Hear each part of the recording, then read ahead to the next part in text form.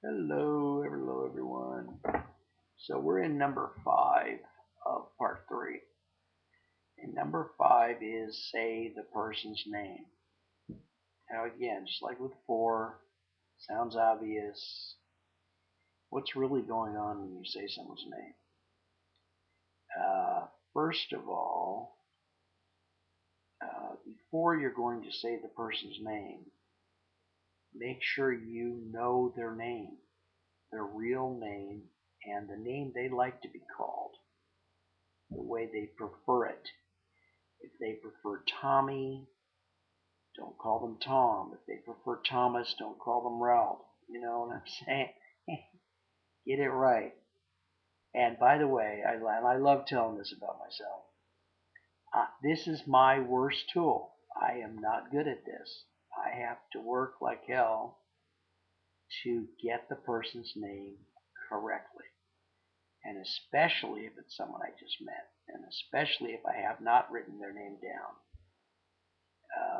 I oftentimes resort to the worst possible thing. So I'm your fearless leader, and I'm telling you I make big mistakes. I sometimes tell people I just can't remember names. Now, can I remember names? If I put enough work in on it, yes, of course I could. But the fact of the matter is that sometimes I really don't remember names. So, but the way to do it properly, not the way I do it properly. And the way to do it properly is get to know what their name is. Asking someone doesn't always work because the other person may not know what the heck they're talking about. The way I've seen it done the most effectively is simply ask them, what is your name? Followed by, and they give an answer, followed by something like this. Is that the name you like to be called? Sometimes when people introduce themselves, they introduce themselves as Cheryl. Is that the name you like to be called? No, I like to be called Sherry. Or sometimes if I hear someone being called a certain name, you know, someone calls across the room to someone and says, "Hey, Bob, what's up?" And I'm meeting that person for the first time, I might say to them, "Do you prefer to be called Bob?" Really, I mean, you can just ask them point blank. Now, once you know their name, this is again something you should use very judiciously, carefully. Because the moment, if you broke down what happens in the moment examined, what happens in the moment that you say someone's name out loud to them, their whole being, under the right circumstances, there's not too much noise, their whole being stops.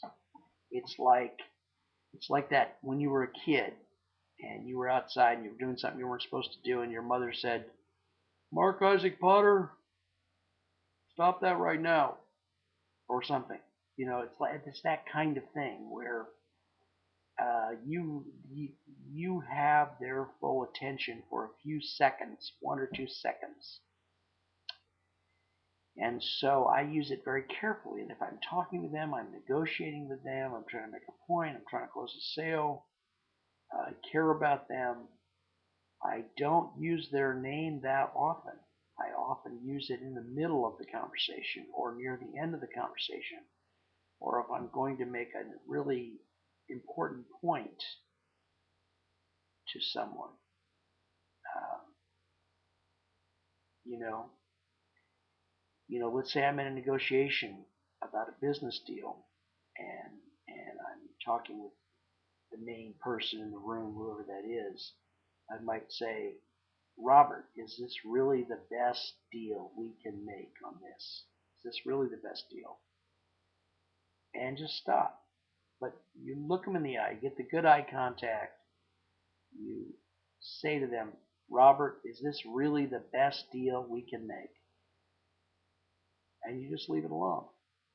There's an old thing in sales, and this class is not only about sales. I don't know why I'm using so many sales examples. I think it's because it's, you know, not as personal. I'm not with you. I don't want to turn over a lot of personal stones. I'm not there to guide you through this stuff. Anyway, point being, use it carefully. And I'll be back with the next clip. See you soon.